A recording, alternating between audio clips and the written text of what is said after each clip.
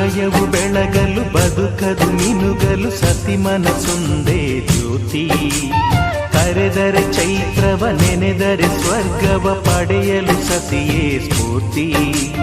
ಪತಿಯೇ ದೈವವು ಎನ್ನುವ ಜೀವವು, 7 ಹೆಜ್ಜೆಗಳ ತ್ಯಾಗ ಪ್ರೀತಿಗಳ ಮೆರೆಯುವ ಸತಿಮಣಿ ದೇವತೆಗೆ ಸಮ. ಸುಮತಿ ಸುಮತಿ ಶ್ರೀಮತಿ 6 ಗುಣಗಳೇ ನಿನಗಾರತಿ. ಮನಕ್ಕೆ ಕೊಡತಿ ಮನೆಗೆ ಗರತಿ.